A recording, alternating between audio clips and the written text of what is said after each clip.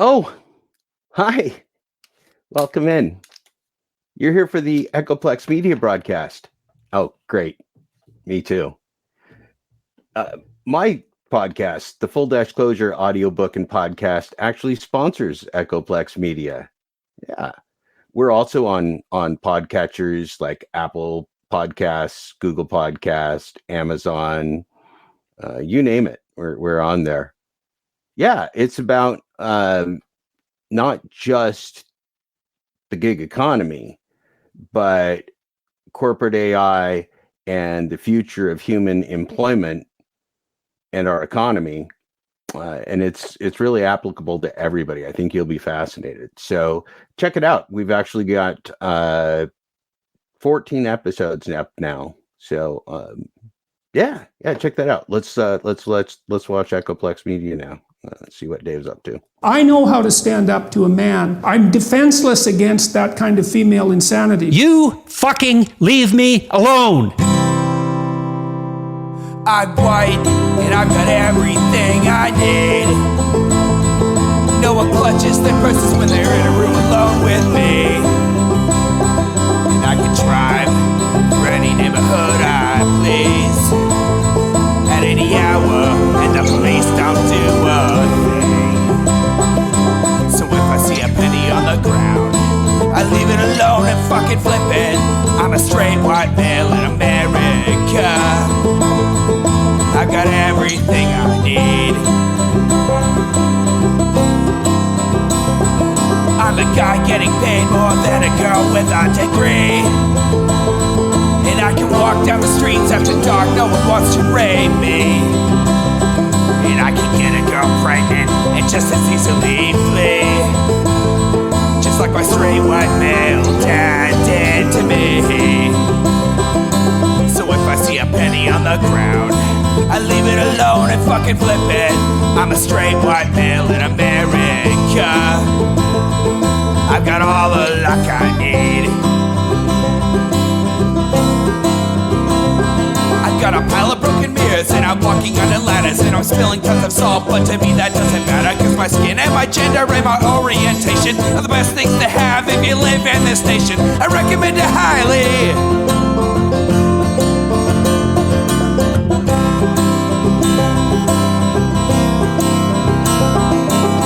If I see a penny on the ground, I leave it alone and fucking flip it. I'm a straight white male in America. I've got all the luck I need. Shit's gonna work out for me, cause I'm a straight white male in America. I've got all the luck I need. Hey everybody, welcome to the Intellectual Dollar Tree. We do the show live on Twitch every Wednesday at 7 p.m. Pacific. That's twitch.tv/Echoplex Media. You can support this project many ways. My favorite right now is eplex.store. You can sign up just like Patreon. And if you are signed up there instead of Patreon, you get discounts applied to anything you order there on top of any other coupon code that you may find floating around the internet or that my bot gives out. Hopefully the coupon codes that my bot gives out are still valid when the bot gives them out. I'm producer Dave. You can find me on Grindr, and my co-host with the matching hat. I am HK Perrin. You can find me on Mastodon at hperrin@port87.social. Hell yeah. So what's up, man? Just really enjoying this hat. I've worn it to 2 baseball games so far, and actually, surprisingly, only one person has asked me about it. Really? Yeah, I don't get asked about it as much as I thought I would either, but I think it's possible that some people are afraid to ask. That's true. And it's possible that like a lot of people are just like, "Oh, that's funny." Yeah, and then they don't really need to ask about it. Right. They're not like, "Hey bro, where'd you get that hat? Where could I get that hat, bro?" Anyway, as you might have been able to tell by the soundboard hits that happened before the show, we're going back to one of the most commonly covered people here on Echoplex Media, and that would be one Mr. Jordan Beeferson. Wait, that's not his last name. Mr. Jordan Peterson.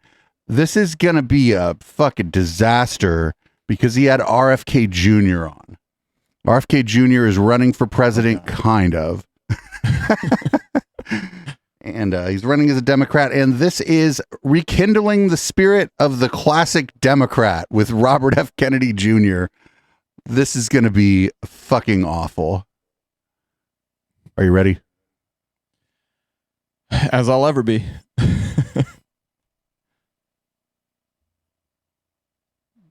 No sound. I mean, watching Jordan Peterson with no sound is arguably better than watching Jordan Peterson with sound. But there, no sound coming from the browser is actually a pretty big problem. Are you muted? Check if you're muted. Browser's just muted. All right. It's not as big a problem as I thought it was. Again, everybody, this show's live. Hello, everyone. Hi. Today I'm speaking with writer, attorney, environmentalist, I want to talk to whoever you bought that suit from. and 2024 presidential candidate Robert F. Kennedy Jr. We discuss how the Democratic Party has become one of fear and ideology.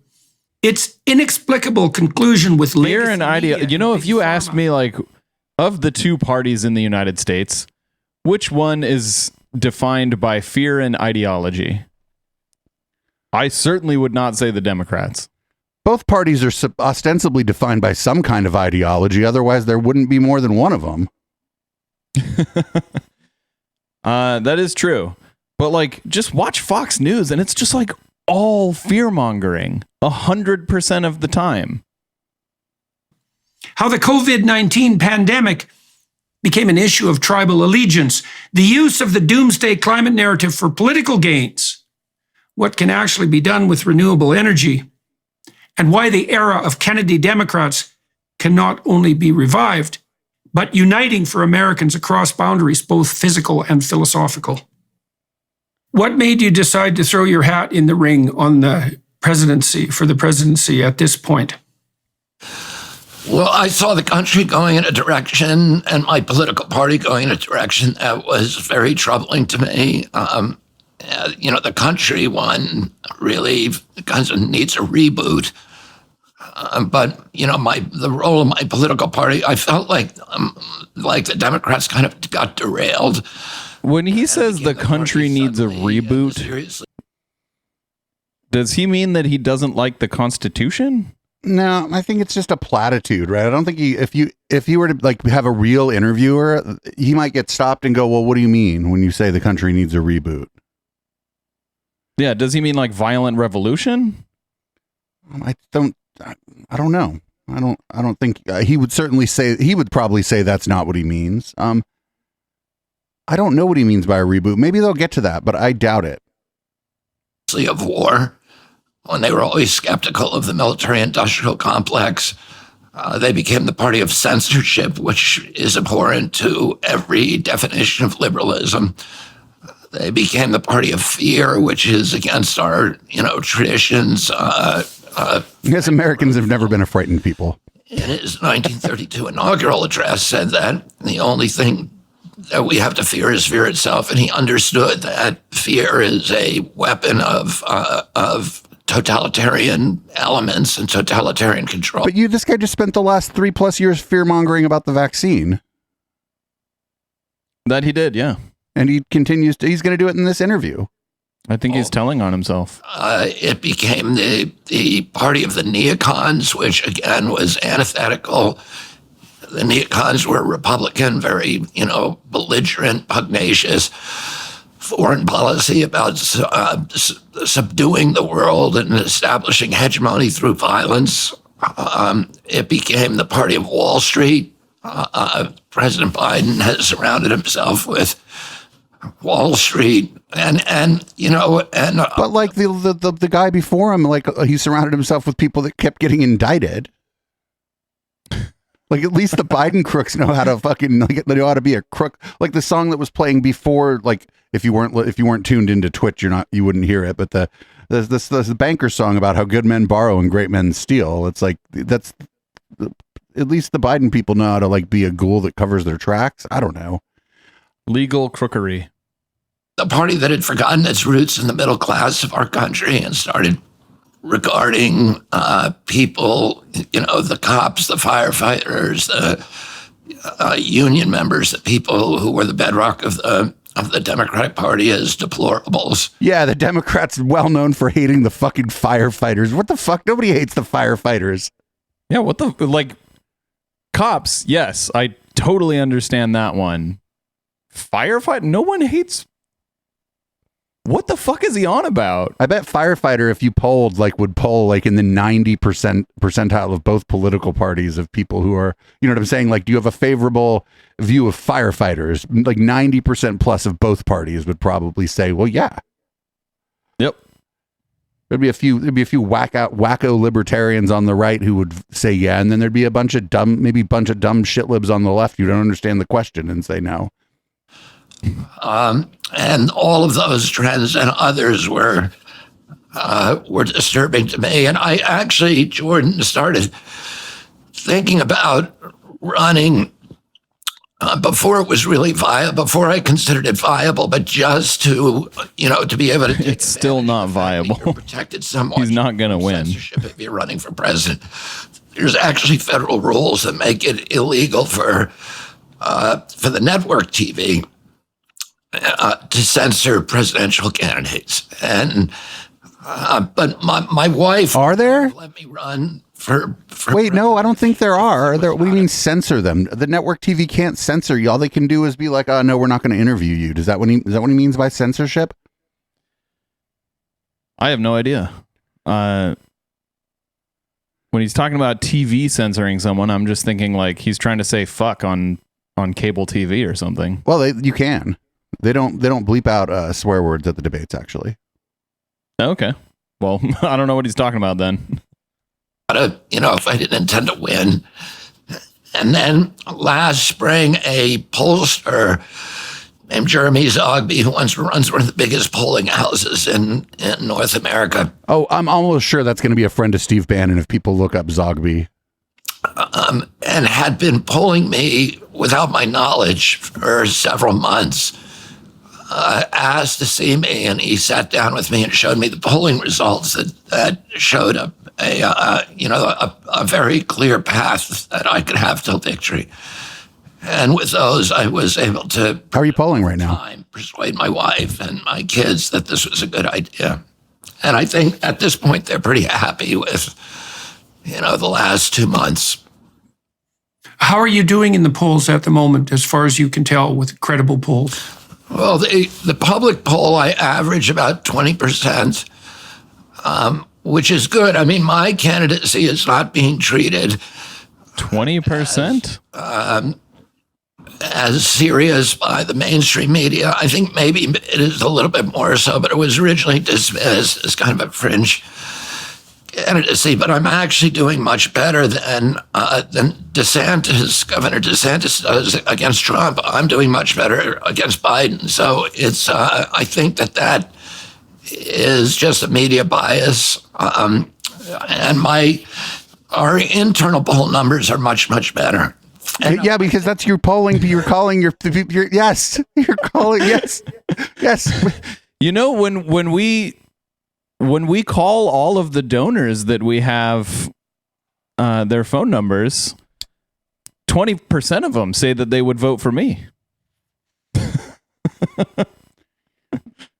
Like the thing about internal polling is like it's always going to skew your direction. The point of the internal polling isn't to find out what the raw numbers are. It's to maybe spot trends that are happening before the main pollsters do.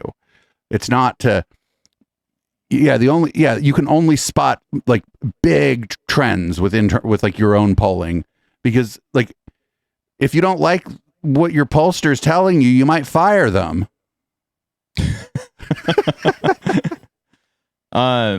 Yeah, I think maybe no one's ever explained that to him. This is amazing. I think the most significant thing for Democrats over the long term is that our internal polls show that I do much better against President Trump than President Biden does. So I beat him by almost double the percentage that President Biden does. And I do even better against Governor DeSantis. How does Biden do against DeSantis?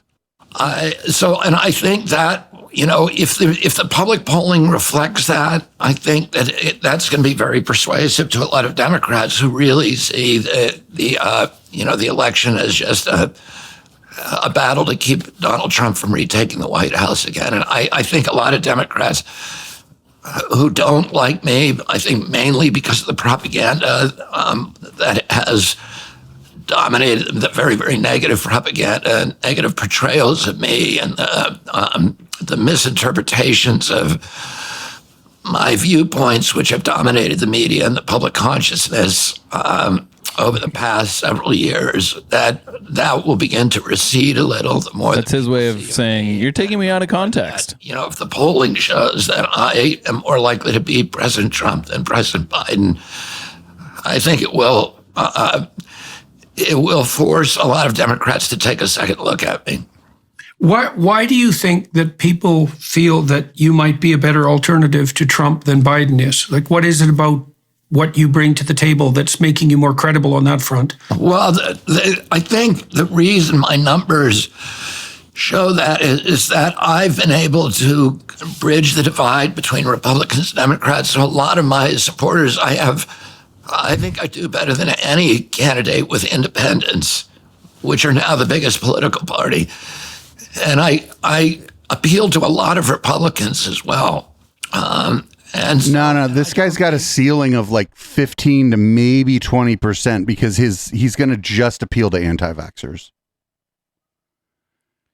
Yeah, he kind of has like a base of crazy people, and he does not appeal beyond that base.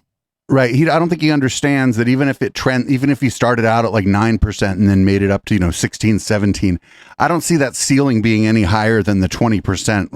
Which is the highest number that he said. And I don't mean just in like the Democratic Party. I mean like in a general election, like of people who, if they had their choice of, if it's him versus Trump, I'm fucking gonna, I don't even know. I'm fucking, I just won't vote, I guess. I don't know what else to tell you. But if it was him versus Trump, I do think that he would beat Trump. But like, I don't think that matters. The bar should not be beats Trump. I mean, it should just be, who do you think the best candidate is? That's what the primary's for. They're gonna get into some crap about like Biden not wanting to debate him too, and I can already predict that. But when do you remember the last time that an incumbent president had debates during the primaries? They haven't. They're gonna get into that though. I guarantee it. It's gonna be like, he's afraid to debate me, bro. President Biden can do that. And if you just do the math, in the end, it's likely that I'll get almost all the Democrats who vote. If I'm right, if it's me against, let's say, President Trump, the likelihood is that most Democrats would vote for me and that he will get very little crossover. Yo, Trump would go after this guy and be like, this guy's a kook. He's an anti-vaxxer. I brought the vaccine. And then boom, it's over because then like. Could you imagine how the MAGA people that hate the vaccine would think about that? They're like, well, it's Trump and I'm MAGA, but also that guy hates the vaccine and I hate the vaccine. Who do I vote for? I mean, obviously they'd vote for Trump, but like, again, I don't think that this guy would I don't think Democrats would vote for Trump over him, obviously, but that doesn't mean that all Democrats that would vote if Biden came out would also vote if he came out. Yeah, I think it would be a very low turnout election, actually. On the Democrat side, I believe you, yeah. Whereas I will still get a lot of Republican votes, and I'll dominate the independent votes at least. No, that's where he's wrong. If it were him versus Trump, he wouldn't get any Republican votes. He'd get 0 Republican votes. I think it's incorrect. I think he would get a lot of Republican votes. I just don't think. I think it would be like so many Democrats would stay home that it would really only matter who got the most Republican votes between the two of them, and maybe independents, but. I don't know what he's talking about with independents because the polling of independents is useless until you have your two candidates anyway. Yeah.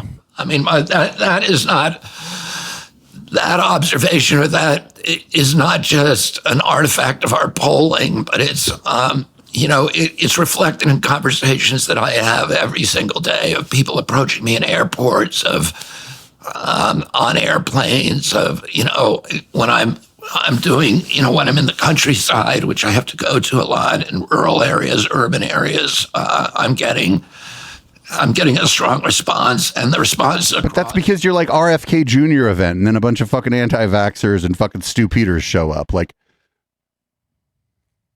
it's like everybody that comes to my events likes me. That's like me saying everybody that comes to a DJ gig to see me thinks I'm a better DJ than somebody else, and it's like, well, maybe not. I don't know. If we had a competition, maybe they're better than I am.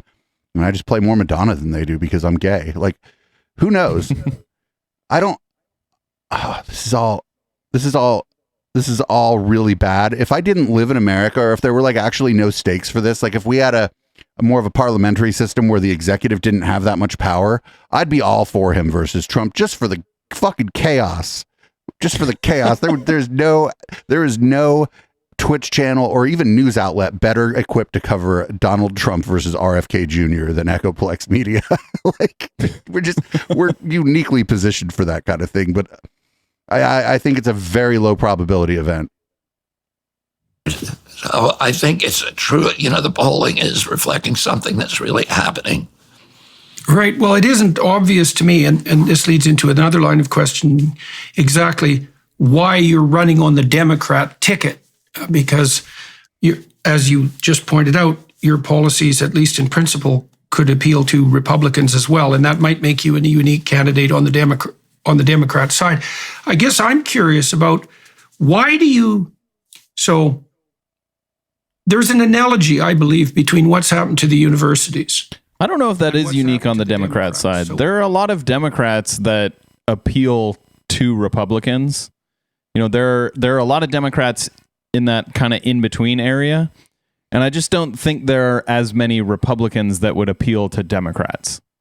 Republicans tend to be much more in line with kind of the Republican Party platform when they have a party platform.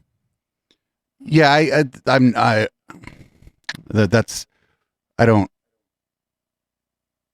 don't like having conversations about like horse race politics. One, it's like not my thing, and two, I think it's way more complicated than that. And I think with more and there being more people declared independent than Democrat or Republican, I think it's more important to like think about how those people might vote, because they're going to be the ones deciding.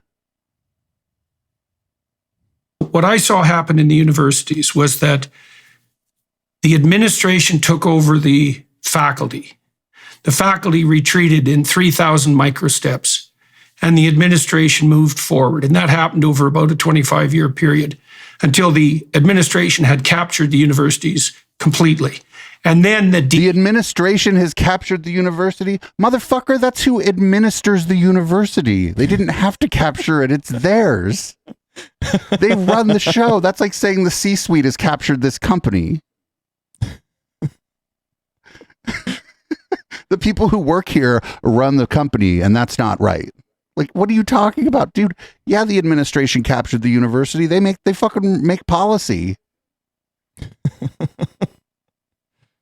EI types took over the. I think he wants like co-op universities. And it looks to me like something analogous happened within the Democrats. Like, I worked with the Democrats for a long time in California, trying to help messages. By DEI, do you mean diversity, equity, and inclusivity? Okay. Yeah. RFK is trying to run as a Republican. He's like, listen, I can't do that one with you. All right, I got to pretend here. Or he's trying to run as a Democrat. I mean, he's like, I can't go down this particular rabbit hole with you. Social justice warrior types within the universities. And so what I saw among the Democrats that I worked with was that they were unable to draw dividing. What if RFK Jr. just bodies him on this shit right here? Because he's a liberal guy. He's like, I don't agree with him on COVID stuff, and he's got some weird views about other things, but he's like a liberal guy. And so what if he just absolutely bodies Jordan Peterson on this particular matter? I think it would be great, and I would I would applaud him for it. And I would never vote for him. Yep. It's like when Marianne Williamson absolutely obliterated Dave Rubin. Between the moderate types and the radicals. So, and this is something maybe I'll push you about. So, for example, I went to Washington. I talked to a lot of Democrats, senators and congressmen, about what I saw happening in the broad public sphere, but also in the Democrat Party. And I asked them this question: when does the left go too far? And none of them were able to answer. And even though it's completely obvious that the left can go too far, I mean, that's one of the cardinal lessons of the 20th century. And I suggested that the left goes too far when it pushes equity. And all I got as fucking the dude's trying to win a Democratic primary. He ain't going down. He's probably not gonna disagree with him. He's probably just gonna kind of okay, whatever him in some sort of way. This is bad. He's fucked. He's fucked. Like, he's a Kennedy. He was born with so much goddamn money that if he says, yeah, equity is bad, then he just looks like the fucking elitist that he's trying to say that he's in there to fight against, because that's who he's trying to court with the anti-vaccine rhetoric. There's no path forward for him. I think fucking Joe Biden should debate him, and he should just be like, hey, are you, I don't care what your question was. This is a Kennedy over here telling you that he's going to go after the elites. Like, yeah, there's no way he can answer this. I don't think Joe should debate him, but that would be very funny to see. Democrats, senators, and congressmen alike was, well, the people who say equity, they just mean equality of opportunity. No. And that's not what they mean. No, I'll tell you what I mean. You cannot have equality of opportunity for the next generation without some leveling of the playing field of the outcome of the current generation. Mm-hmm. That's it. You cannot, like, socioeconomic status is the number one indicator of the next generation's socioeconomic status. Yep. And yeah, I think that he's just going to let Jordy Pete cook here and not say shit. That's what I'd advise him to do. I'd be like, hey, Jordan Peterson's going to say some weird shit about like race and about like class. And what you need to do is just kind of sit there and act like you just didn't, and then just pretend that you were like, oh, well, he was just kept talking and I couldn't get in. That's what I'd do. Outcome. And that's not the same thing at all. And I saw in that inability to draw that distinction part of the reason that the Democrats have shifted. It's a really long question. Quest statement. In a direction that seems to be opposed in many ways to the best interests of both the working class and the middle class, but also characterized by this incredible strain of illiberalism and corporate fascist collusion, the sort of thing that you document, for example, in the relationship between the power elites and big pharma. And so my sense on the Democrat side, I couldn't shift the Democrats to the point, the ones that I was talking to the point where they would draw. I will agree that there is corporate collusion, and even in big pharma, but he and I disagree on where that is in big pharma. Right. He's just it's an old anti-vaccine talking point. They're like, well, I'm just real skeptical of big pharma and I don't want to take their vaccines. Like, I don't know. As soon as you became aware of the anti-vaccine movement, HK, I'm sure that you had heard one of them say that exact shit. And you were like, I'm not sure that's what you're really talking about. Yep. Yeah. Like, I don't think that the $10 COVID shot is where big pharma is fucking you over. But the $350 insulin, there you go. Well, both of these people that's affordable to both of these people. Yep. Radicals. It just didn't seem possible. And so but he gave you your chance right there, RFK Jr., to just go in on big pharma and forget he said anything else during that fucking 2.5 minute Quest statement. You think? I don't think the universities are salvageable, by the way. So why do you think the Democrats are salvageable? Well, I don't think we have a choice. We have a two-party system, and I'm a lifelong Democrat. I feel like my party's being taken away from me in some ways. By who? Like people half your age? The kind of ideologies, extreme ideologies, and really, the departure of common sense that I think troubles you and a lot of, the things that you think about. And But I mean, why do I think it's salvageable? Because I'm talking to people on the street. There's so many people who have responded to my candidacy positively because they see it as return to, being a Kennedy Democrats. The Democratic Party that Man, there aren't that many of them left, dude. that they thought reflected their values, their ideologies, and their best interests, and the best interests of this country, and that was likely to, build an America that they can be proud of, that their children can be proud of, that has moral authority around the world, and all of the things. There are we'd like policies from the 60s that I'd like to go back to. For example, taxation of the wealthy. We used to tax the wealthy at like 90%. Oh, you know who the first one? Would like to go back to that. You know who the first one to start tearing it? That was who? JFK.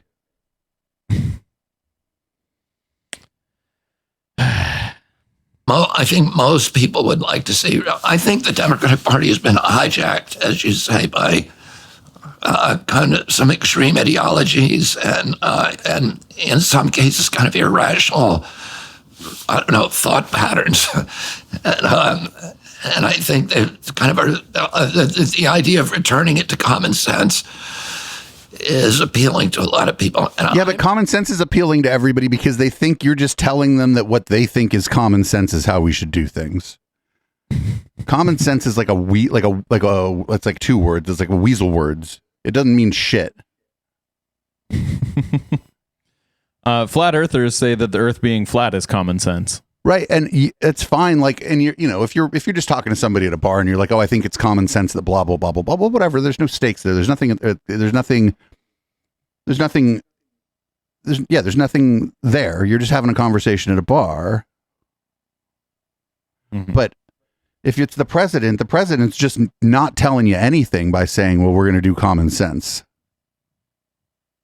I'm just thinking those things, and they seem to be reflected both in my polling and in the kind of reaction I get from people on the street and on Twitter, and but Elon Musk is boosting you on Twitter. Things that makes me feel that way, but I could be wrong.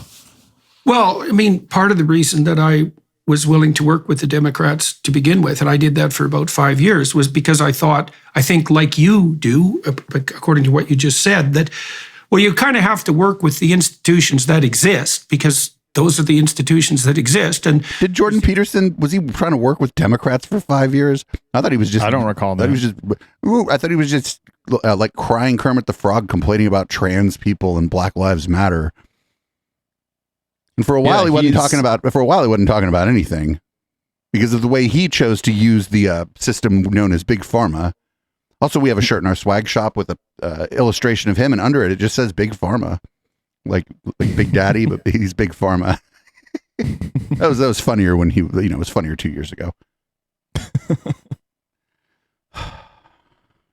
Seems to be some utility in trying to pull the Democrats, let's say, back towards the center as much as that's possible. But I found that I think we had some success. But if you pull both parties to the center, and then there's no difference between the parties, and then you end like, if you get both parties to what you think is the center, then what's the point of even having two of them? I think by pull the Democrats back to the center, he means erase all of the progress that's been made in the last 50 years. Possibly.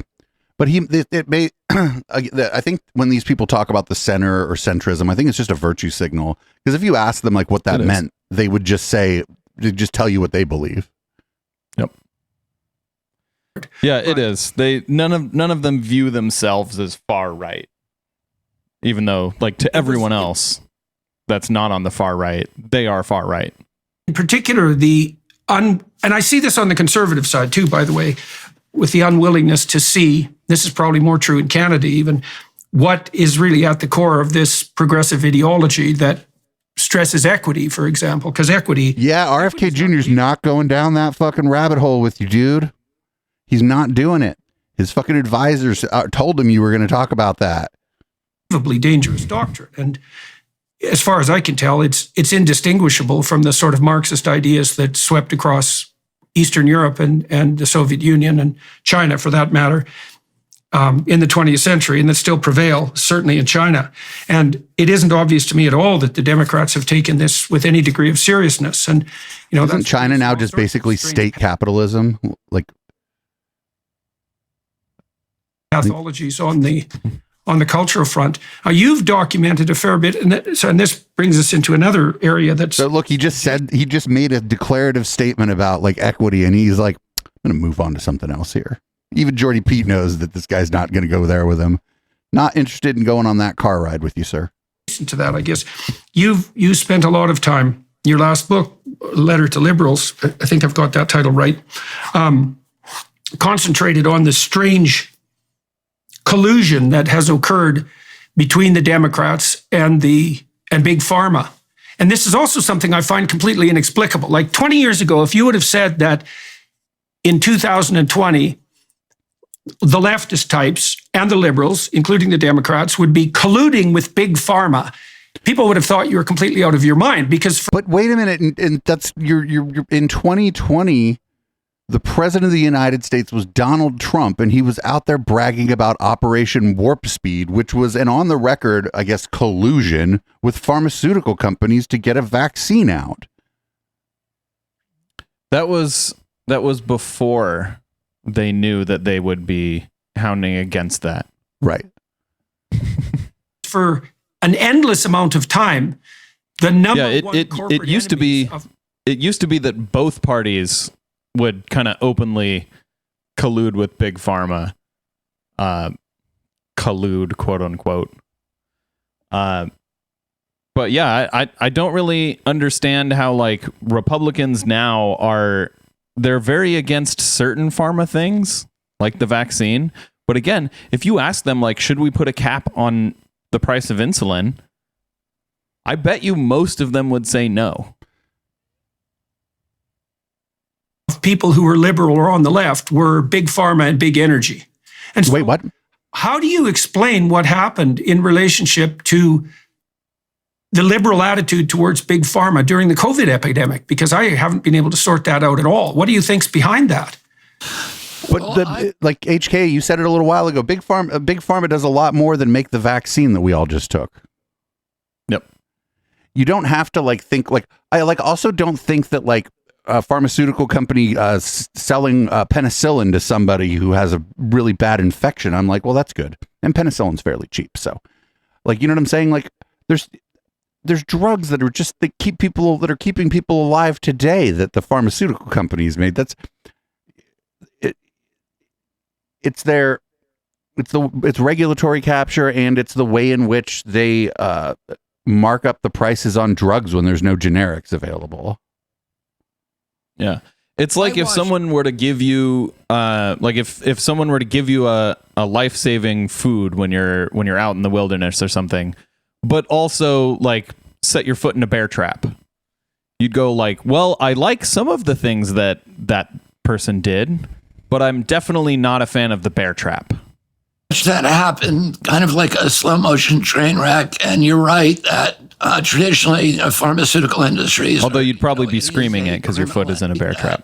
Traditionally pharmaceutical industries it is a criminal enterprise. And, I'm not saying that lightly. The four principal companies, Merck, Sanofi, Pfizer, and Glaxo, that produce, for example, all the vaccines in America, have paid $35 billion collectively over the last decade in criminal penalties and, damages for lying to now do Wall Street, for defrauding regulators, for falsifying science, and for killing hundreds of thousands of people. I mean, the whole opioid crisis was engineered by the Sacklers and by the other big pharmaceutical companies, along with corrupt FDA officials.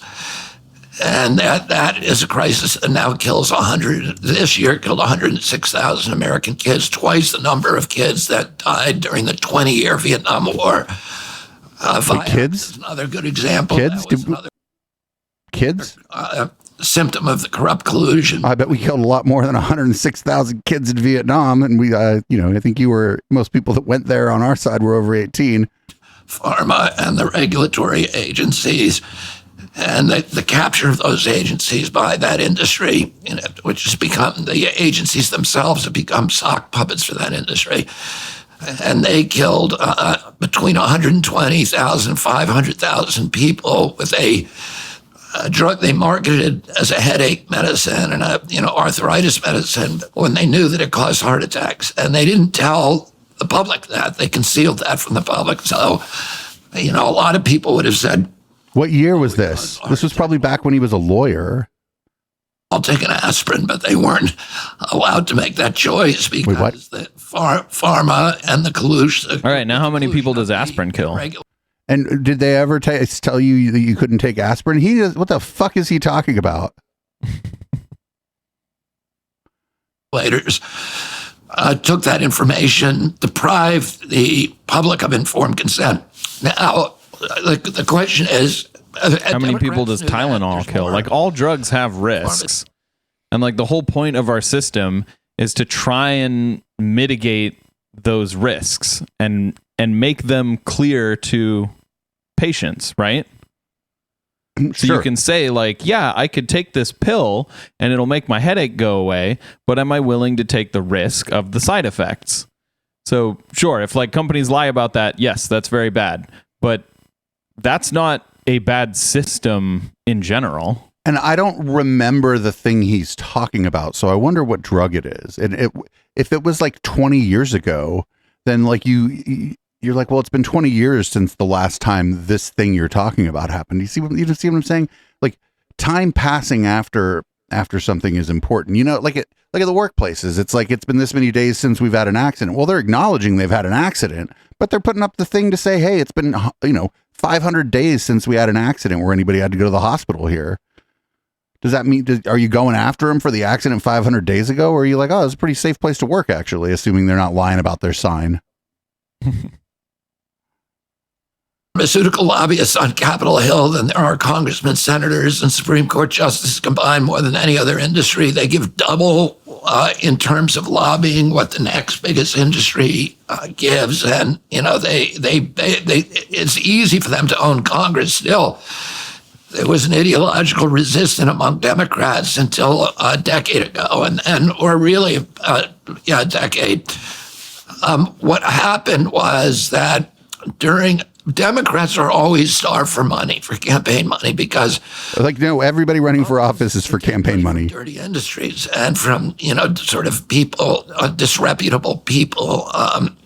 From whether those are called lobbyists, the oil industry, the tobacco industry, the NRA, or things that a lot of Democrats consider disreputable. And they have unlimited money. The Democrats traditionally could only get big money, reliable big money, from two sources. One was the labor unions, and the other was the trial lawyers. And they don't have anywhere near the kind of money that these industries have to give away. And so something changed during Obamacare, and that was that the Obama administration and my uncle Ted Kennedy was chairing Senate Health Committee at this time. So I watched this whole thing very carefully and was disturbed at that time. Because my uncle chaired a committee, therefore I know something. Get the fuck out of here. Get the fuck out of here. Power of pharma. Obama could not get Obamacare passed without the cooperation of the pharmaceutical industry. So he basically had to make a golden handshake with the devil. And the agreement they made was that, number one, Obamacare is going to benefit you because it's going to pay for all of your products, the pharmaceutical drugs, to Americans. Here was the key: we will not bargain over prices with you, which Medicare used to do. The Canadian government bargains. When did no? They just no. That's a big thing that's going on in fucking Congress right now about being like fucking one of the pharmaceutical companies is suing because something just passed about being able to negotiate, like Medicare or Medicaid is able to negotiate the prices of drugs. He's wrong. Provides health care to Canadians. I have a solution that would actually fix all of this. Go to Canada. Let's just socialize healthcare and pharmaceuticals. To buy drugs because they're much cheaper there. But here they could pay the top. They could charge the top rate, and the Obamacare would have to pay it. And that is how Obama got the pharmaceutical industry's support. And after that, it became permissible for Democrats to accept pharmaceutical money. I think this is probably false too. To the Democratic Party, but on issues like that, Yeah, I would be really surprised if the Democrats weren't accepting pharmaceutical money before Obamacare. Yeah, and he's leaving out, like Chat just mentioned it, he's leaving out kind of a big industry. Ever since like maybe around 2000, a lot of tech companies be throwing a lot of money at Democrats. But up till 2016, and then you had Trump run for presidency, and during his campaign, he on several occasions he mentioned that he believed that vaccines were causing autism, and this was anecdotal to him. He had 3 friends who were it's anecdotal to everyone whose children had been completely. There are no reputable studies that provide evidence for that claim. But Trump says he knows 3 people. Had regressed into, lost their language. Oh, that's anecdata then. Into stereotypical behavior of autism associated with autism after receiving MMR vaccines. And so he and his belief was that it was that the link was real. And he said it out loud on several occasions, I think 3 separate occasions. And at that time, anything that Trump said was immediately the reaction of the Democratic Party is whatever he says, we got to do the opposite. So even though we've hated NAFTA for our entire, existence of our party, if Trump now says he hates NAFTA, we've got to start liking NAFTA. And that was kind of what happened was. I don't think the Democrats hated NAFTA before Trump. By the Democratic Party doyens into the same anti-science dumpster as his climate. But like he just changed the subject too. He said, Trump said the vaccines cause autism, and it's just like NAFTA, how all the Democrats didn't believe it because Trump said it, but those aren't the same. It's not the same thing. He's trying to pull a fast one on us. Yeah. Also, there's zero evidence that any vaccines cause autism. Zero. Zip. Nada. None. So this guy is just wrong. Like, he's wrong about why Democrats don't buy that. And he's wrong to think that before Democrats did think that. Like you've said before, I think being an anti-vaxxer before 2016 didn't have any sort of affiliation with or it ran the spectrum. Yeah. Although not a lot of people, more like less moderate people, but it was it tended to be on the fringes of like sort of stereotypical, sort of hippie people, and then sort of stereotypical don't tread on me libertarian people, Yeah. And it became a tribal issue. And so that, it was a culture war issue. If you thought vaccines cause autism, it meant you were a Republican. And if you thought they definitely did not, and that's been proven beyond any doubt. No, you can't prove that they don't. You just say that there's no evidence that they do. You cannot prove a negative. Or a Democrat, and there was no in between. There was no dialogue. No, we already had that discussion. That's why. Dissent or debate. It was a tribal issue, and it was like the scientific community had that debate, and it ended in, what was it, 2005 or something? The Lancet rescinded that study from Wakefield. From Wakefield, who then subsequently ended up losing his medical license. Yeah. So it was settled. Right. It was everyone involved in the issue would have said it is settled. It is a 100% settled issue. There is zero evidence that vaccines cause autism. There was one shitty study that made the claim. Turns out the guy lied a lot in his study. And he lied for financial reasons. Right, lost his license, study was discredited, the end. Right, he had his own vaccine schedule that he was pushing. A lot of people forget that. He wanted to separate it out into 3 shots, and all 3 of which I think a company he was involved in was going to be providing. Yep. Yeah, he owned a financial stake in a competitor to the thing he was trying to discredit with his junk science. That's the way that I saw that history happen, because I watched... But that's not the kind of corruption we have a problem with around here. President Trump recently issued a warning from his Mar-a-Lago home. Quote, "Our currency is crashed in his statement." Nope. 9. You saw 2 things happen. You saw a collusion emerge because of the agreement that Obama made with big pharma companies, and then there was this twist that was thrown into it as a consequence of the Trump candidacy. So also, I'm wondering... These companies were giving money to both parties for sure. They were probably giving money to whoever they thought was going to win, mostly, because they wanted to have that person's ear. Things haven't changed that dramatically since Obama. Yeah, they will give, just like any big corporation will give money to all sorts of politicians, whoever promises to help them. Or maybe whoever makes the right noises about not getting in their way too much, depending on who you are, what the issue is. Maybe you work with what you got. Yeah, whoever's most favorable to them, if they've even taken an interest in that particular race or whatever, then they're just going to give that person money. I don't like this is. It's so weird how history never happened, or if it did, it started under Obama. It's like, no, get the fuck out of here. I bet fucking Bill Clinton took money from the pharmaceutical industry. Wasn't that long ago, well, I guess it's 20 years now, so it's some reasonable amount of time, that the laws in the United States were changed so that big pharma could advertise their products directly to the consumer. And that was actually a revolution in I'm actually for that. Do you remember that Sky Rizzy video that Madison Star Moon freaked out about because the airplane was writing Sky Rizzy in the sky with smoke? And if the pharmaceutical companies would have never been able to advertise, we never would have got that Madison Star Moon Sky Rizzy video. And when they first started advertising, it was hilarious because you'd watch somebody surfing on grass and you'd be like, what is this about? And then you'd look it up and you're like, oh, it's an allergy medicine. How cute. Now you can surf in the grass. They were trying to be kind of vague. Sticking their face into a big bucket of pollen and taking a deep breath. Right. They're trying to be kind of vague, almost like an expensive perfume commercial where you're not really sure what the commercial's for, but the people in this commercial are gorgeous.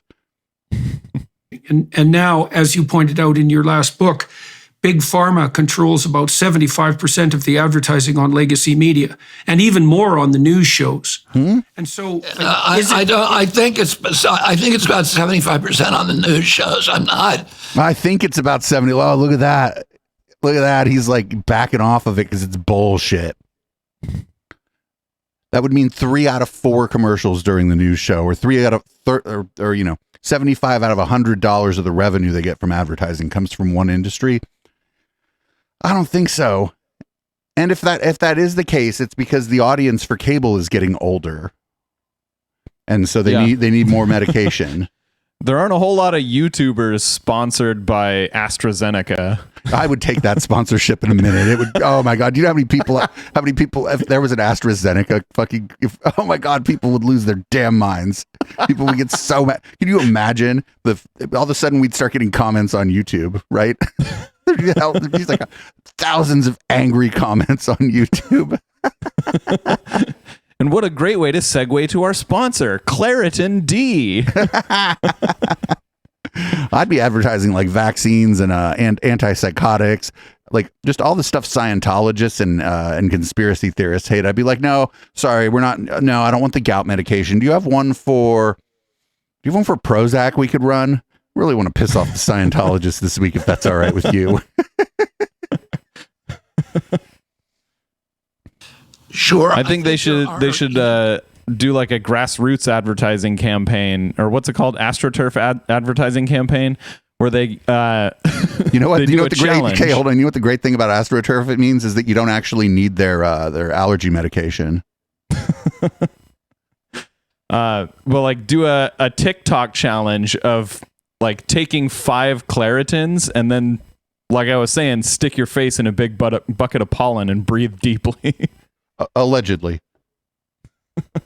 5% on the news shows. I'm not sure. I think there are. I'm not sure. Me neither. If you look at the entire sort of landscape, automobiles may be bigger, but certainly. Wait, automobiles may be bigger. Then how could it be 75%? Look, Dave, it's a very large 25%. It's for a three row SUV, so that 25% actually is 75%. Each row is the 25% for each row, Dave. 25% for each row. News shows. The evening news is kind of the perfect landscape to advertise pharmaceuticals, because everybody who watches the evening news, essentially the entire demographic, is over 60. Young, my kids would not dream of turning on the evening news. They get their news from from their screens. Well, the evening news, sir, is also on a screen. Yeah, as opposed to what? His screen? He's like, look at my screen. Don't look at your screens. My age, and as you know, when you get to our age, you spend a lot of time at doctors, and you're on, and those people are on a lot of drugs, and so they're watching it. And Roger Ailes told me, I think it was in 2014, and he, of course, was the. What are you doing taking meetings with Roger Ailes? Fox News. And I was trying to get, I had made or participated in the making of a documentary about the impacts of mercury in vaccines on neurodevelopmental disorders in children. This sudden epidemic that had begun in 1989 of neurodevelopmental disorders. No, this is incorrect. Even Fox News was, in fact, in 2014, Fox News was like, they were certainly not going to run it then, right? Because they hadn't gone all the way on board with Trump, and they sort of were able to still sort of suggest to you that conspiracy theorists were mostly liberals, right? In 2014, they were able to suggest that to their audience, I think. Mm-hmm. And so, yeah, they weren't going to run that. Roger Ailes was probably like, this is a dumb documentary. He's like, did you know that I'm here to make money? So I think what he's talking about, I don't know how he phrased it, like an explosion of developmental disorders or something. What he's talking about is just us getting better at recognizing and diagnosing disorders. Like those disorders existed in like the 50s, 60s, 70s, and 80s. They just weren't diagnosed. So you were just the weird kid who ended up in a mental institution later in life. And there's some of the stigma was removed from developmental disorders and mental illness, where it wasn't, you didn't try to hide it. Yeah, so, that too. So if they're just going on polling numbers or diagnosis or whatever, any metric for that, it's going to be a better diagnosis and of course just destigmatization of a lot of things. And he had a relative who had been affected that he believed was vaccine injured. He actually agrees with me, but he won't say so publicly. On his shows, I had this weird relationship with Roger Ailes because I had spent 3 months in a tent with him when I was 19 years old in Africa.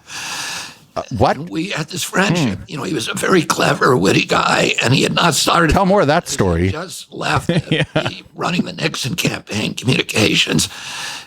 And he had stepped down from the Merv Griffin show, but I had this lasting friendship with him, and he was a very loyal friend. And he would always make the hosts of Fox TV to put me on to talk about environmental issues. So I was the only environmentalist for a decade that was going on Fox News, and I looked at him kind of as a Darth Vader, of what he had done to American television and communications, but I still had this strange friendship with him. So that's one of the things we talk about with these IDW people a lot too. And Sam Harris suffered from that greatly and was unable to. It took him a very long time to figure out that all his public pals were cranks, because they're like, well, I have a personal relationship with this person, so that's important here. And when we're when we enter the public marketplace of ideas, I keep that in mind. And it's like, no, they all do this. They're like, well, he was nice to me. And it's like, well, yeah, your family's rich, you dumb fuck. No class solidarity like among the rich, baby. To try to get on to talk about this documentary. He looked at it. His assistant, Mike Clemente, was running the station at that time. The network looked at it, and both of them loved it. But he said, "We can't let you on." And he told me at that time, he's like, "Love it, baby, but I'm just not gonna pick it up." That's what, like, when an agent says to an actor that they're trying to be nice to, right? They're like, "Oh, I love you for this part, but I don't think I can sell it. I don't think I'll be, And the agent may actually like the person for the part, or they may just be like, "I'm not going to tell this person that they're wrong for this part they really want. They're not going to get it. I'd like to continue to be their agent because I'm in the business of being an agent." Yeah, maybe I don't know. Maybe they did like it, but they're like, "Well, I liked your documentary, even though it's full of fucking lies." Oh, Roger Ailes is probably for it in principle, actually, if it's full of fucking lies. It's just like, these lies don't make me money, RFK.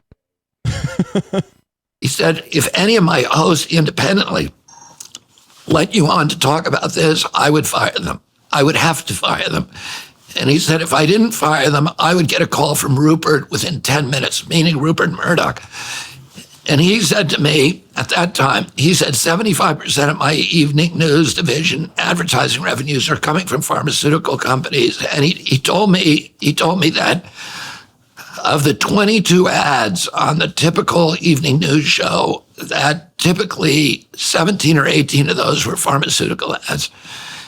And so that, that tells it all. And I've seen again and again and again, people like Jake Tapper, who did this, he worked with me for 3 weeks doing this incredible documentary on an article that I published in 2005 about a secret meeting that DEC sponsored with 75 vaccine makers about how to hide from the American public the links between autism and vaccines. Jake Tapper didn't do that. Transcript for these.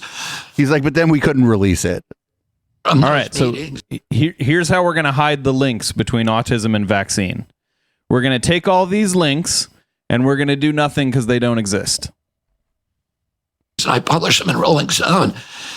And Jake Tapper, prior as the Rolling Stone publication date approached, he spent 3 weeks with me doing an exclusive for ABC, which he was then working for, on my article, a companion piece. And the night before the piece was supposed to run, he called me up and he said, the piece just got killed by corporate. And he said, in all my career, I have never had a piece killed by corporate, and I'm so mad. But you know what? Jake Tapper don't work for ABC anymore, and he would be able to tell you about this, and I ain't heard this story ever. He's like, all my friends are influential people in media. They all are. This is like the I have a girlfriend in Canada and you can't meet her story. Except he's naming their names, which is weird. I wonder if this is defamation of character. I wonder if we can get sued for defamation for this. Possibly. And then after that, I called him the next day, and he went dark. And I've never spoken to him again. But he's become kind of this shill for pharma since then. So, here's what I think happened. I think he sat down for an interview with Jake Tapper and tried to tell him all this shit, and Jake Tapper didn't believe it, and now they're not friends. I think that's a more believable version of this story. I think you're right. I don't know that that's what happened. I just think I believe that way more than Jake Tapper was gung-ho to go full anti-vax while he was working at ABC. Get the fuck out of here. That dude's a careerist. He was not. That dude's we're not like a Jake Tapper stan stream around here, but for my God. Stop. If you're going to lie, at least make it believable. Or at least pretend you can't say their name like Alex Jones constantly does. So many, announcers on TV. Think that's what happened to Tucker Carlson? Well, I think it might be. I mean, the timing is good, but there was a lot of reasons they may have wanted to get rid of Tucker. The racism. Even for Fox, I think the racism was just too much. I don't think so. I don't think that's the reason at all. I think he represented a liability right after their Dominion lawsuit. Okay, fair enough. Yeah, because he was saying shit about a lot of powerful people, wasn't he? Yep. Because I think Fox probably got rid of Fox News by getting rid of Tucker. You know, it's a move that seems to be in. They seem to have lost a big audience, and it is weird. I mean, Tucker was getting 4.5 million viewers a night, and compare that to CNN. CNN gets about the primetime CNN has 345,000 viewers.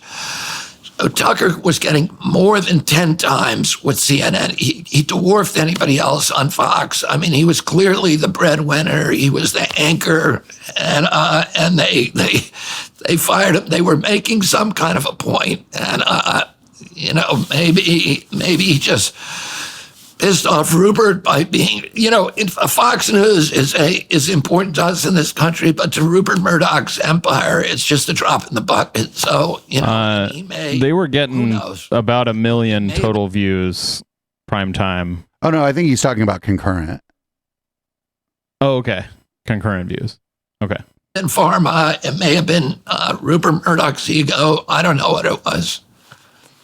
Yeah, well, I wonder if a policy transformation that made it illegal for big pharma to market direct to consumer would go some distance to rectifying this pharma problem. Yeah, I mean, well, that's right. And no, they'd take the marketing budget and just be like, well, we're just going to use this on lobbying now. You dumb motherfucker. What, are they just going to not spend the money? You stupid motherfucker. Into that, and you know, the change happened, Jordan, in 1997, and that's when FCC changed its rules and FDA approved, which was the rule before that was that there could be no direct-to-consumer advertising of pharmaceutical products on TV or anywhere. And the only other nation in the world that allows that is New Zealand. And, you know, because we have that rule, it's one of the reasons that we use 3 times the number of pharmaceutical drugs as any other European country. Like per capita or total? Also, we're not a European country. American today is on 4 pharmaceutical drugs, and it has not helped public health. It is, you know, I would believe him about per capita use. Like, we use more pharmaceuticals. Yeah, it's because the way our healthcare system works, you have to essentially become very ill before you will seek treatment, rather than just seeking treatment as soon as you start to feel ill.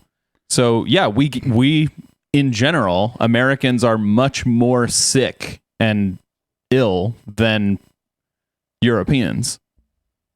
Now, the 3rd largest killer of Americans after cancer and heart attacks, and we pay more for public health than any other country in the world.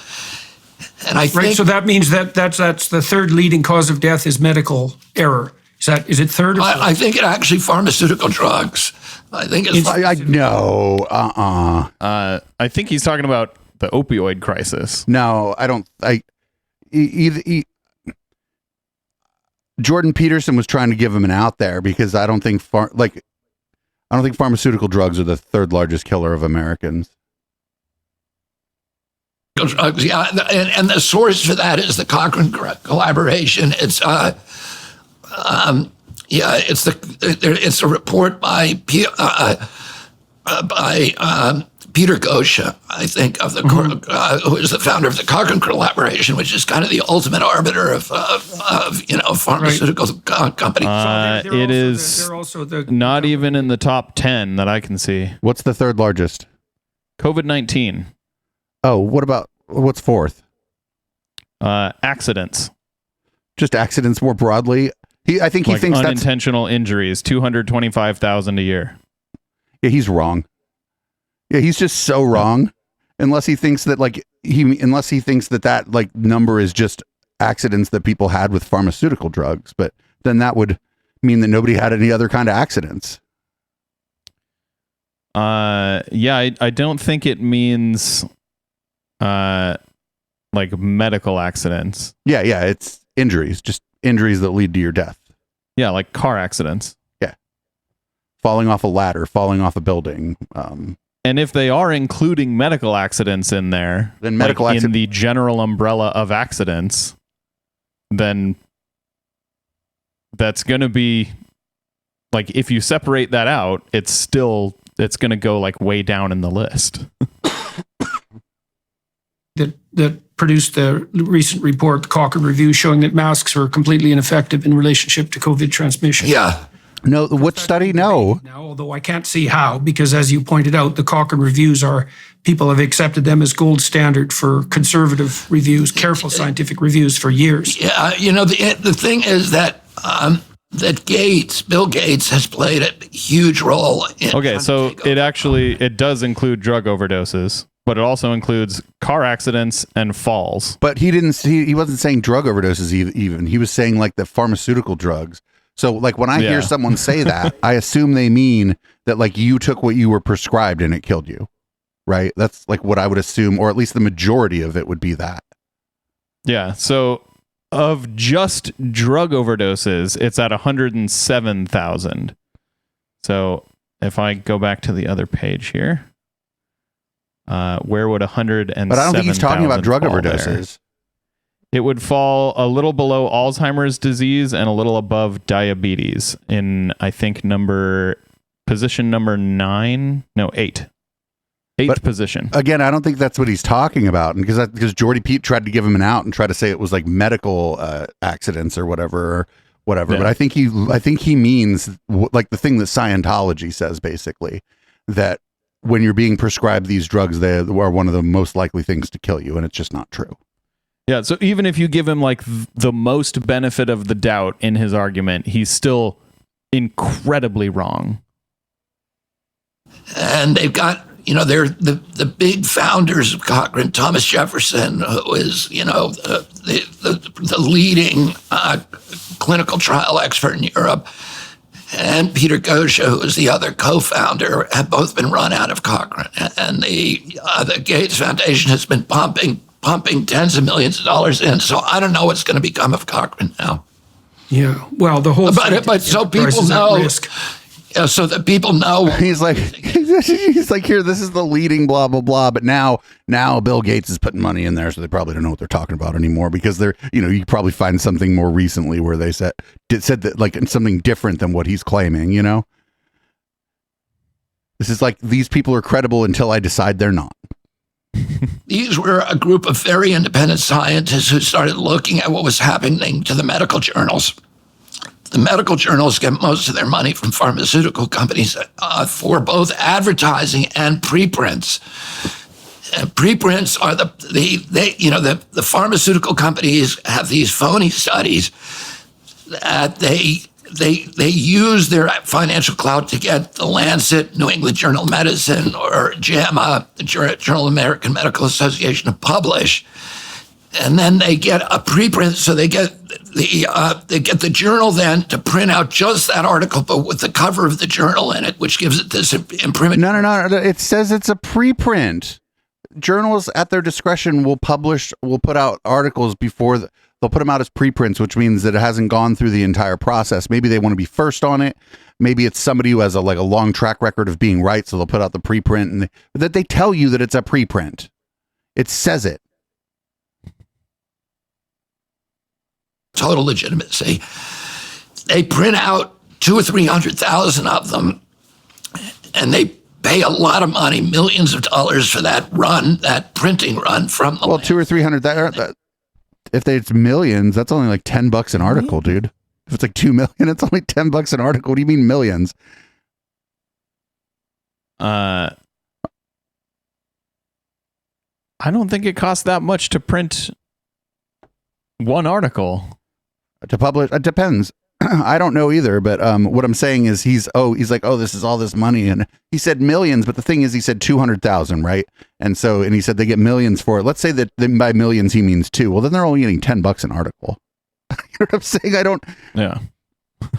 And like, also, are there hundreds of is the pharmaceutical industry putting out hundreds of thousands of papers a year? I don't think so. I don't think the journals he's talking about have the capacity to absorb that much material. because that would be like 600 or 700 a day just from the fucking pharmaceutical companies. And I don't think that people who read those journals would be interested in getting like all of those preprints. I think he's just lying. Yeah. I think 200,000 or 300,000 might be the total number of scientific papers that are submitted by everyone in every journal every year, but maybe not. I don't know. I just know that he's just lying. That's bullshit. You don't even have to you just have to think about the ability of an organization to process fucking papers that come in. How many people are working at each of these places? 20,000, 30,000? Like, they got a fucking sweatshop where people are looking at all the big pharma papers, making shoes in their spare time. Get the fuck out of here. And they're pharmaceutical reps. You know, the former Playboy models who go around to each doctor's office. This is all that's, you know what, that's what if you were in Playboy a few times, guess what you do now, HK? Pharma rep. Like what is he talking about? Also, there's just a tiny bit of maybe slut shaming there too. Yeah, he's not wrong that happens, but I don't think it happens as much as he thinks it does. I think they may want the farmer rep to be classically attractive, but Playboy models? The Playboy to farmer rep pipeline. Yeah, something he's very concerned about. I bet there have probably been instances where the lobbyists took lawmakers to parties where there were women who had been in Playboy magazine. Absolutely. That almost certainly happened. And give them one of these preprints and say, look, the drug I'm doing, Lancet says it's a great thing. That's where these journals make all their money. Well, so in, I think it was the 80s, 70s, 80s, and 90s, these groups of scientists got together who were independent scientists and said, what we're seeing now coming out of the journals is not real science, it's pharmaceutical propaganda. Even the journal editors like Marcia Engel from the New England Journal of Medicine, Richard Horton from the Lancet, said you cannot believe anything in the journals anymore. We are vessels for pharmaceutical propaganda. But the numbers you gave are insane. We're going to get volunteer scientists from all over the world. Also, like, if the drugs didn't work, we would notice whether it actually was good science or whether they're lying to us, and critically read it, do basically a second round of peer review that's real. Wait, but what do you mean by a second round of peer review that's real? So what happens to somebody puts out a study, it gets good peer review. Somebody else puts out a similar study that also is subject to peer review because they're trying to replicate the results, right? They're trying to replicate the data. So we already do have a second round of peer review. It's on the second study testing the same hypothesis that the first person got an answer on, RFK Jr. When he says real peer review, I think he means like fucking Robert Malone and Brett Weinstein and fucking fucking himself, maybe Jordan Peterson. Pierre Corey. And they put together this extraordinary organization of over 30,000 volunteer scientists, top scientists, independent scientists from around the world, who systematically review journal articles to see whether the science is real or fake and inform the public. And it was an absolutely critical organization. And, Gates has gone in there trying to undermine it. Oh, no. The organization was good back in the day. He's like, oh, this organization used to be good, and now they're funded by Bill Gates. It's very, very troubling. Do you ever read activity? Oh, I'm so disappointed in ExpressVPN here. If you're looking for a VPN, go with Mozilla VPN. We talked here a little bit now about, let's say, the corruption of the legacy media on the news front by Big Pharma, and you just made they're not a sponsor. The same thing happening in the scientific domain, which is really awful to see. Journals like New England Journal of Medicine and Lancet and so forth, and Science for that matter, and you're seeing it with Nature as well, degenerate into organs that are no longer producing trustworthy science. He's going to fucking talk about how they went woke, and RFK Jr. is just going to sidestep that shit again. Real catastrophe. You saw recently, like yesterday, that DeSantis basically bypassed the legacy media, and Pierre Poilievre did that in Canada when he ran for the leader of the Conservative Party, by the way. He just skipped over the legacy media entirely. And DeSantis announced his presidency on Twitter. How'd that And go? here you are also talking to me on YouTube, right? And so that's not exactly a standard political. That's not standard political practice. And Yes, so, it is. what do you think of? Why did you decide to talk to me today on my YouTube channel? And what do you think of DeSantis' use of Twitter? Has your campaign also been The Jordan Peterson show was much better produced than the DeSantis use of Twitter, that's for sure. utilizing Twitter? Because obviously Musk has made that open to any candidate. And how are you guys conceptualizing your move forward on the presidency campaign front in relationship to non-traditional media? Well, Jordan, I've been censored in the corporate media for 18 years. So, But wait, you were just talking about a few minutes ago about how they were all your buddies and your pals and your pals and your buddies and your pals, and they all agree with you, buddy pal. I've been actively censored, not only just for vaccine articles, but for all of my articles.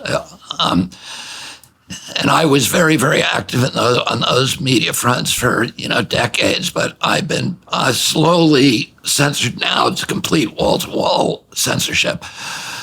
And But all my friends work at CNN and Fox. The last 3 years, I we've will never understand how around that censorship. these people that have so much voice and reach, and they're talking to millions of people, say, "Oh, I'm being censored. I'm being censored by whoever."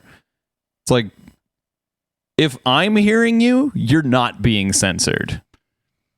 It depends. It depends on Intellectual Dollar Tree. Yeah, it's going to be fairly likely that whatever we watched had a significant audience, right? Yep. Because we don't. I mean, the Daily Wire has an enormous audience. Right. It's consistently the most popular thing on Facebook. It doesn't deserve that audience, but it does have it. Using non-traditional media, I was on Instagram. I had almost 1 million followers on Instagram at one point, but then in the pandemic, they deplatformed me. So Hooray! Too little, too late, but hooray! Banned on Instagram, is that the case? Instagram and banned on TikTok. I'm interested to see what happens to you. I mean, with YouTube. In this regard, I'm assuming he was banned for his anti-vaccine takes. Yeah, so he's actively hurting people's health. So, well, so is Instagram. I don't think that that's a bad thing at all for them to ban him. Like, absolutely, they should have done it sooner, and they should have done it to more people. Right. What the companies did, I don't want to get too. I don't want to go off into Narnia on this, but what they would do is they'd hold out a sacrificial lamb for people, and they eventually, for Meta, Facebook, and Instagram, the sacrificial lamb that they'd hold up to the press. One of those times it was RFK Jr. They're like, look, we're doing something about it. We kicked off RFK Jr. But like, they don't understand that under RFK Jr. are all these other networks of connected people that are just gonna, like, they're already all connected, so the damage is done. Yep. They've left me alone. YouTube has left me alone. It's quite surprising because I've said things many times that in principle should have got me in trouble on YouTube, but they haven't even put any strikes against my channel. They demonetized my daughter for a whole year for reasons we never did discover, but they're telling everybody to eat beef, most likely, sir. Been completely hands off with me. They've added those warnings or clarifications now and then, especially when I talk to people like Bjorn Lomborg, and we'll get to that later, but I don't know what it is. YouTube has been hands off.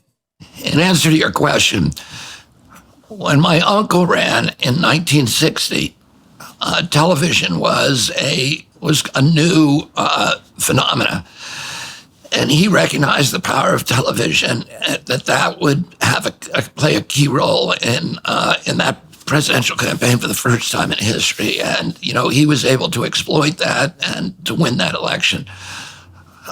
In the 2016 election, Twitter played a key role in getting Donald Trump elected. You're wrong. It was Facebook. That's not true. Facebook. If he didn't have that, Facebook. I don't even know if it was Facebook. It was just all social media had some effect, but it was mostly just that, like, there was a racist backlash in the US. And it was like also like lucky coincidences of which state who won because of the way the Electoral College works too. Trump's opponent did get many more votes than he did. So 3 million more votes than him. Yep. that Twitter account, he probably would not have been elected. Who knows? But I would say there's a good chance he wouldn't. Today, Twitter is still important, and I have now 1.2 million followers on Twitter. I really didn't start. Did he just say Twitter is still important? Yes. Freed it up. Strong disagree. Twitter was never important, and it is continuing to not be important. In fact, it's becoming even less important. I was mainly posting, kitty cats and rainbows, if that's possible, and unicorns. Because kitty cats and rainbows and unicorns. Well, now they're real pissed off about the rainbows, buddy. If I said anything that was if I talked about what they'd be pissed off at the unicorns too. I would have been deplatformed. But once Elon took over, I started. They unshackled me, and but also I think this year is going to be the political campaign that will be decided on by podcasts, and particularly because candidates are not long-form podcast. It's the future, HK. So not only is Biden not debating, but I think Trump may not debate, so I think people like me are going to end up Oh, Trump's not going to want to miss out on the chance to dunk on Chris Christie and fucking Ron DeSantis. Get the fuck out of here. Whether these podcasts, and I was talking about Tucker having 4.5 million nightly views. Well, the podcast that Joe Rogan did with Peter McCulloch got 40 million views. So that, right. Yeah. Well, Rogan's a force of nature. Yeah. So Tucker is 10 times what CNN gets, and Rogan's audience is potentially 10 times what Tucker was getting. So I think the podcasts have the capacity this election for reaching people and allowing, sort of. That's a really disturbing thought, to think that Joe Rogan might decide the next election. For reaching people and allowing, sort of dissident and insurgent candidates like myself to end run the corporate media monolith and to reach large numbers of Americans without going onto the networks. So I'm hoping that works. Now, you asked about DeSantis. I think, I felt badly for DeSantis because of what happened on his, Twitter announcement where it went off, and I'm kind of rooting for Elon, so I don't. I feel great about fucking the fact that DeSantis' announcement was a disaster. Twitter was lit up, and I am not rooting for Elon. Yep. I'm heavily rooting against Elon. He is first of all, he's immoral for being a billionaire. And second of all, he's immoral for a number of other things. Just his behavior. Yeah, he claims to be a free speech absolutist, and if he was, that would be bad enough. But he's not.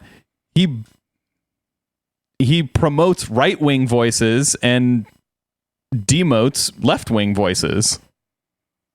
But I do. I liked how he handled COVID in Florida. There's other things that he's doing now that I don't like. But I do, politics is hard for everybody. And, especially for you. And that's, I'm going to have to put a fork in this. He was talking about long form podcasts, and I'm looking at the time being like, oh, I don't want one. We're not going to be one of them long form podcasts. I'm sorry about that. Also, me and HK aren't in like a really odd room just shooting the shit. So, yeah, we need more like wood paneling in our rooms. I technically, there's a bunch of wood paneling behind me. I've just covered it up. I don't know. Yeah, did you every time Jordan Peterson tried to bring up culture war shit, RFK Jr. dodged it, didn't address it, pretended the question wasn't even asked when he talked about diversity, equity, and inclusion, and then he talked about equity and equality of outcome. Every time that came up, RFK was like, "Nope, I'm running as a Democrat. I'm not doing this." Yeah, it was. You were wondering if he was going to dunk on Jordan Peterson earlier. He didn't. There was no dunking here. Well, we're only halfway through it, but guess what? We're not watching the rest of this. You can watch the rest of this at home if you want, but I don't recommend it. I don't think he's gonna though. They're just having a very, very polite conversation, and I think Jordan. I don't think we're gonna get any more like during the rest of this. I don't think we would hear Jordan try to do any more culture war stuff because he didn't really get shot down on it. He just got ignored, like every time he tried to bring that shit up. This guy's not gonna win the Democratic primary. He's gonna like raise his profile even more during this, though. I don't know if there's a way that the Democratic Party can kind of put their foot down, maybe, and be like, well, you know, yeah, he can run and he can claim to be a Democrat, but you know, he's not part of our party. Who fucking knows? I wonder if he's even done the work to get on the ballot anywhere. Do you remember when Brett was trying to like run that campaign that one year, and it turned out that like he didn't even technically have time to get anybody on the ballot because of how late he started his pretend campaign, when all he was really doing was collecting people's personal information to exploit. What was the name of that party? The Forward Party? Oh no, that's not right. Fuck, I forget now. Oh, Unity, which is yeah. is interesting because of his brother. You know, they're real big into Unity over there at the Weinstein compound. I imagine they all the Weinsteins live on the weird fucking compound. I don't know what to say, man. This is fucked, but this guy's not going to win. Yep. All right, you want to read us out? All right. So we do this show every Wednesday at 7 p.m. Pacific, live on twitch.tv/Echoplex Media. If you want to come check us out, if you're listening to the podcast, join us live any Wednesday. If you are listening live, then after the song, we will come back and be doing Red Light. So stick around for that. And then you can support us on echoplexmedia.com, eplex.store, and patreon.com/Echoplex. Now, let's hear Boomers by Periscope.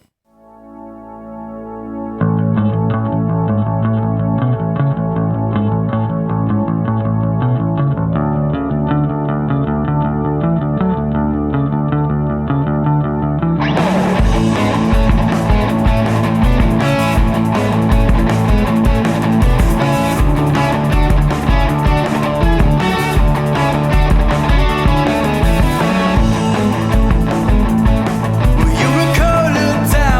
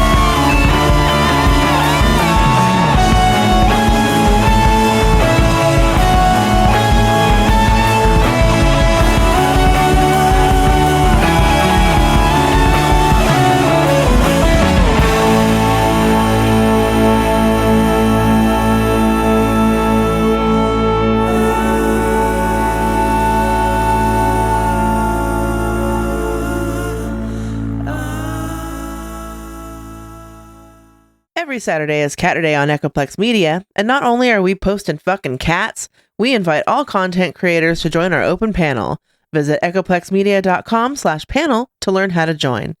Every third Saturday is Operation Catterday, where we cover this week and last year and play the best clips from the cast of conspiracy characters that Now Space has learned to loathe. The show starts at 8 p.m. Pacific at twitch.tv/echoplexmedia. Find our full schedule at echoplexmedia.com.